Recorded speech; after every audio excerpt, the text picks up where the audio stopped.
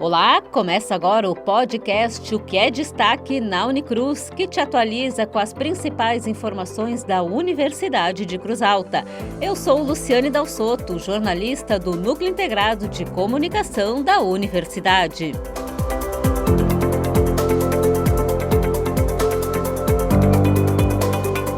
A Universidade de Cruz Alta está em tratativas para realizar testes da Covid-19.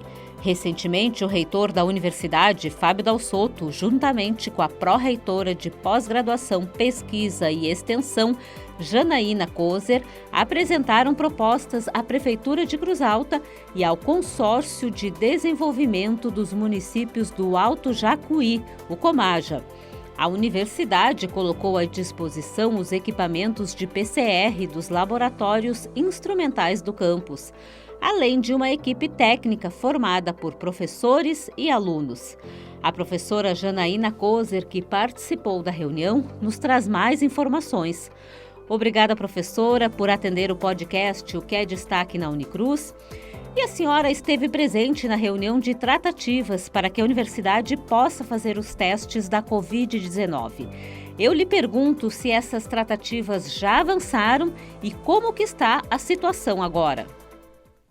Antes de falar mais especificamente sobre a possibilidade da Unicruz realizar os testes da Covid-19, gostaria de dizer que é bem importante poder compartilhar estas informações da universidade com os ouvintes da podcast que nos acompanham em Cruz Alta e região.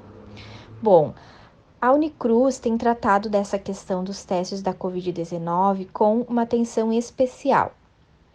Na reunião realizada recentemente com o Comaja, reafirmamos a disponibilidade e o interesse da universidade em realizar os testes moleculares para a cidade de Cruz Alta e região, como suporte às ações de enfrentamento da pandemia. Na reunião, foi discutido sobre a efetivação do convênio com os municípios, sobre o prazo para início da realização dos exames e fluxo de recebimento das amostras, conforme estratégias a serem estabelecidas pelas secretarias municipais de saúde. Professora Janaína, explica para os nossos ouvintes quem são as pessoas que vão trabalhar nessa linha de frente para que a Unicruz possa fazer os testes da Covid-19. Bom, a Unicruz está disponibilizando uma equipe técnica formada por professores da área da saúde que possuem expertise na área de biologia molecular. Também estarão atuando na equipe os alunos do mestrado em atenção integral à saúde, que são profissionais habilitados na área de diagnóstico laboratorial. No que se refere ao resultado do teste mais especificamente, professora Janaína, em quanto tempo esse resultado será liberado para as pessoas que o fizerem? E eu também lhe pergunto como que ficam os custos desse exame para a população. Caso o convênio com o Comaja se efetive, iniciaremos a realização dos exames em aproximadamente 30 dias após a assinatura do convênio. E o resultado do teste será liberado em até 72 horas após o recebimento das amostras no laboratório. A proposta apresentada inclui 2 orçamentos.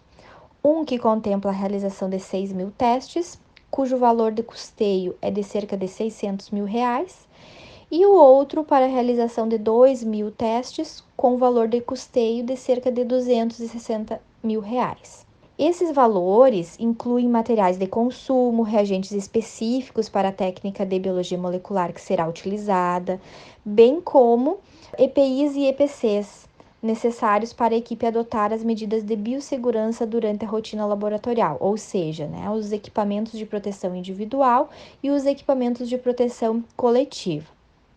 Ainda temos a contrapartida da universidade, por meio dos recursos humanos, equipamentos e infraestrutura geral, que será em torno de R$400 mil. Também é importante destacar que as secretarias municipais de saúde que serão responsáveis pela coleta e envio das amostras até o laboratório da Unicruz, a partir das demandas de cada município, não havendo, portanto, custo para a pessoa que realizar o teste.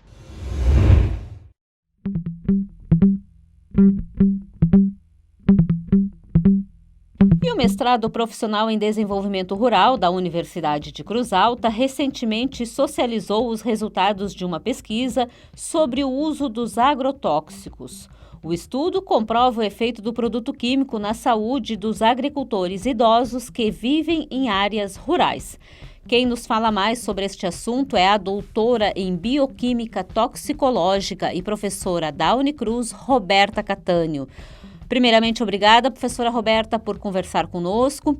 E eu lhe pergunto se esse estudo realizado por você e pela sua equipe traz dados importantes. E também esse estudo foi desenvolvido em parceria com a Emater. É isso mesmo, professora Roberta?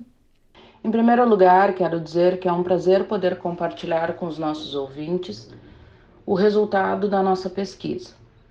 A região estudada, a região do Cored, fronteira noroeste do Rio Grande do Sul. Ela é composta por 20 municípios. Para representar essa população, foram selecionados 122 produtores rurais, residentes nos municípios de Alegria, Boa Vista do Buricá, Independência, Nova Candelária, São José do Inhacorá, São Martinho e 3 de Maio. Os selecionados tinham idade entre 20 e 70 anos, trabalhavam na agricultura diretamente em contato com agrotóxicos e responderam a um questionário estruturado com questões abertas e fechadas sobre o referido tema intoxicação por agrotóxicos e uso de equipamento de proteção individual. As entrevistas foram realizadas diretamente na casa destes produtores, que foram selecionados com a ajuda dos técnicos dos escritórios locais da Emater e da cooperativa agropecuária Alto Uruguai Cotrimaio. Além disso, este projeto passou pelo Comitê de Ética em Pesquisa com Seres Humanos, o CEP, então, da Unicruz, e foi aprovado.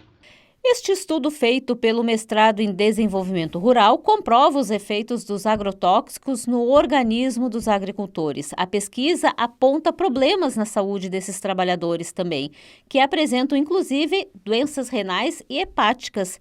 É isso mesmo, professora? Sim, nosso estudo ficou evidenciada a presença de doenças crônicas graves em 1/3 das famílias dos agricultores entrevistados, como, por exemplo, doenças hematológicas, hepáticas, imunológicas, neurológicas, malformações e o desenvolvimento de tumores, que muitas vezes estão relacionadas aos sintomas que 90% dos agricultores relataram sentir em algum momento no desenvolvimento das suas atividades, como, por exemplo, dores de cabeça, tontura, náuseas, seguidas de vômitos, pressão baixa, fraqueza muscular, dores abdominais e dores lombares. No entanto, foi relatado que apenas 1 em cada 15 produtores intoxicados procuram assistência médica. E nós perguntamos o porquê dessa baixa procura por assistência médica. 80% desses agricultores relataram que, tomando os cuidados adequados, agrotóxicos não são prejudiciais à saúde. E 20% dos produtores dizem que trabalham há muito tempo com esse tipo de produto e que nunca aconteceu nada referente ao problema no manuseio com eles. Esses relatos nos mostram que ainda existe bastante dificuldade no entendimento da possível intoxicação grave e desenvolvimento de doenças crônicas no manuseio errado desses produtos. Outro dado que aponta a pesquisa diz respeito ao uso dos equipamentos de proteção individual, os conhecidos EPIs, que, segundo dados obtidos pelo estudo, não são usados pela maioria dos agricultores. Explica um pouco para a gente sobre essa questão, professora. Um dos pontos bastante focados na nossa pesquisa foi a utilização dos equipamentos de proteção individual pelos agricultores. Primeiramente, nós perguntamos se eles entendem que os equipamentos de proteção individual são importantes para a proteção deles frente ao manuseio dos agrotóxicos. E 100% deles consideraram que sim, os EPIs são bastante importantes. Além disso, nós perguntamos se eles entendem que os EPIs diminuem o risco de intoxicação pelos agrotóxicos. E 100% deles responderam que sim, eles acham importante. No entanto, quando nós perguntamos se eles utilizavam os equipamentos de proteção individual, cerca de 92% dos agricultores entrevistados disseram que sim, eles utilizam os equipamentos de proteção individual.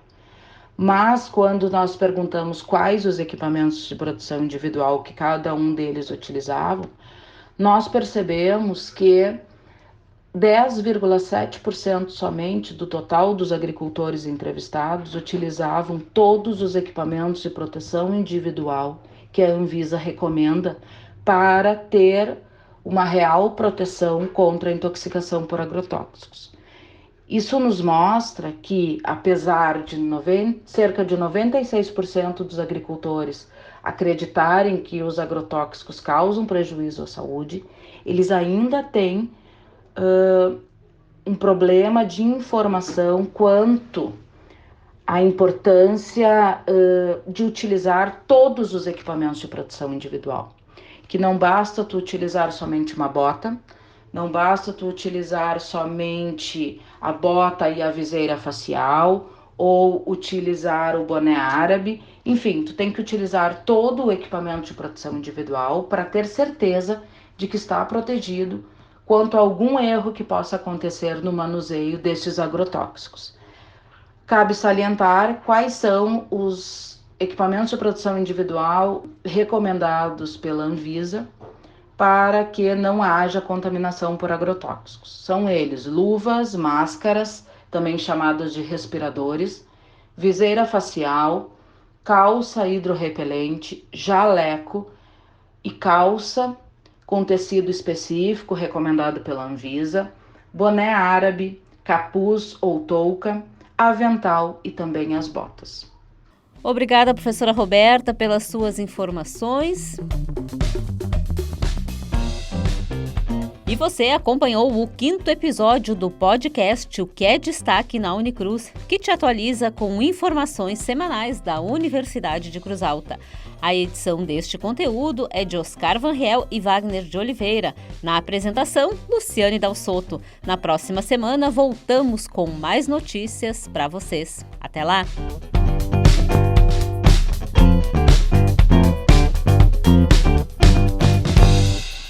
Podcast O que é Destaque na Unicruz.